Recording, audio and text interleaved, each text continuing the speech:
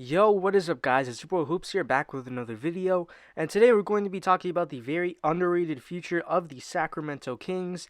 They have a lot of young talent surrounded by great NBA players to help with their development like Buddy Hield and Harrison Barnes, but we'll be discussing everything about their future and why their potential is limitless. But before you do anything, make sure you like, subscribe, turn on post notifications, and comment what I should talk about next. But anyways, let's get straight into the video.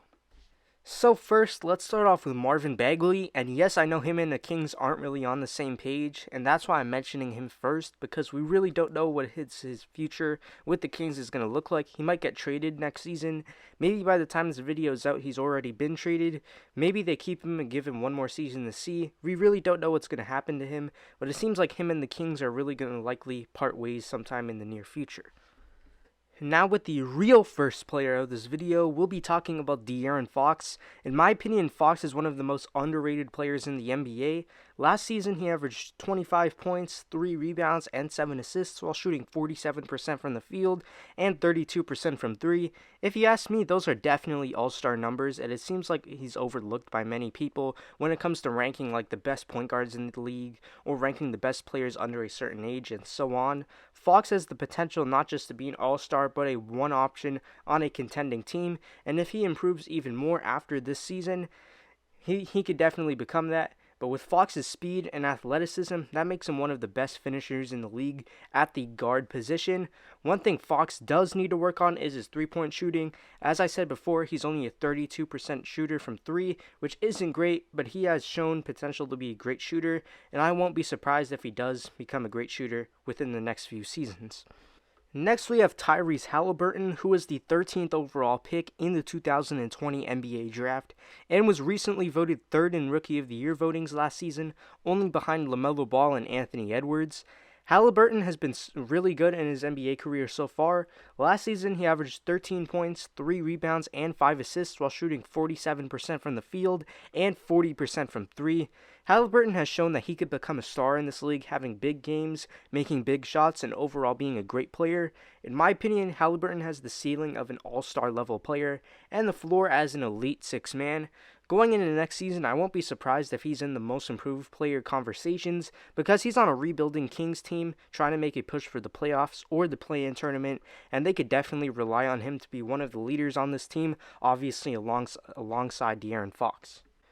Next, we have Daveon Mitchell, a point guard from Baylor who was recently drafted with the Kings with the 9th overall pick.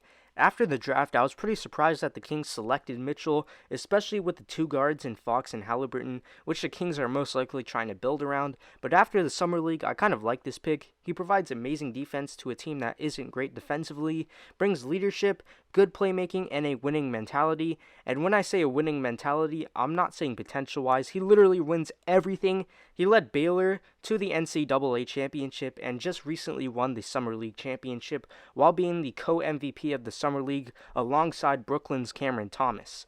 Mitchell is most likely going to come off the bench with his run with the Kings unless something happens with Fox or Haliburton and they're off the team. But if you have a player like Daveon Mitchell a part of your young core, you're in good hands. Now let's move on to more of the minor players of the Kings' young core, starting with Terence Davis. As a Raptors fan, I absolutely despise Terence Davis because you know what happened. Plus, he sucked last season when he was on the Raptors, but he did get traded to the Kings for a second-round pick who ended up being either Delano Banton or David Johnson. Davis has been good with the Kings so far, averaging 11 points, 3 rebounds, and 1 assist while shooting 43% from the field and 37% from 3. He's had some big games for the Kings, and I'm sure the Kings look forward to what Davis can potentially bring for them.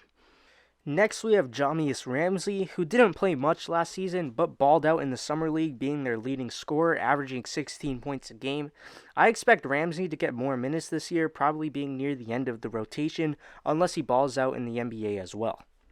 Next, we have Neemias Queta, who was the 39th pick in the recent 2021 NBA Draft. He played good in the Summer League and will probably spend time in the G League, but he could definitely be something good for this team in the future.